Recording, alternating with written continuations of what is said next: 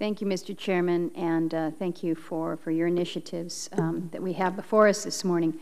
I welcome the opportunity to consider the administration's recent technology review and our bipartisan legislation to establish a quadrennial energy review. I have long believed that our nation needs to develop an energy policy that is lasting, something that can endure, a policy that won't be completely revamped every time we have a new administration that comes into office or every time Congress passes a new Energy Policy Act. And that's why I'm pleased to be a co-sponsor along with you of S-1703, and I appreciate the leadership of Senator Pryor in advancing this as an initiative. This requires the Department of Energy to conduct a review every 4 years to help develop a coordinated government-wide energy policy. It really is somewhat surprising to recognize that we don't already have something like a QER in place.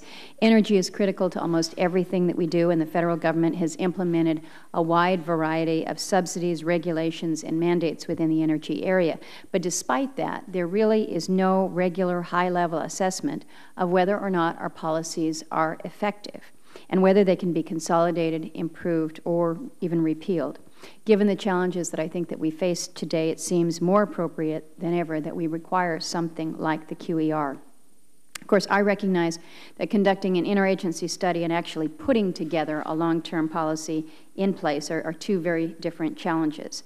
And that's why any study or any plan must involve all parties from the start.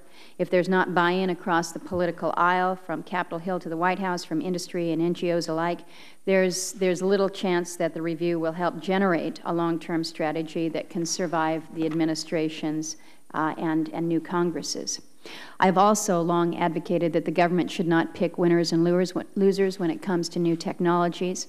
In terms of energy innovation and addressing our energy needs, there is a role for us to invest in research, absolutely. But I would suggest that in the vast majority of cases, if not in all cases, industry and the market will figure out a commercially viable solution much more quickly and efficiently than we here in the government. I think a good example of this is the development that we've seen in the fracking technologies to access our nation's tremendous shale gas resources. Last week, we held a hearing here in the Energy Committee on the export of LNG, which very few of us would have anticipated just a few short years ago. We thought that we were going to need to be importing natural gas from foreign suppliers and not be in a position to potentially export a small portion of our expanding supply to other nations. So as we consider a process to develop a long-term energy plan, I think that we need to keep examples like this in mind. We can set goals for our energy technologies, current and future, and we can lay out a stable statutory and regulatory environment to achieve those goals. But there is a limit as to what we can do. There is a limit to the effect that government can have. And from time to time, there will be developments, perhaps unexpected developments, that require us to reevaluate our strategy and our policies. Mr. Chairman, I'm hopeful that today's hearing will reinforce the need for a QER and highlight its importance to the formation of a truly balanced and long-term energy policy. Thank you again for scheduling the hearing, and look forward to hearing from our witnesses. And again, thank you to Senator Pryor.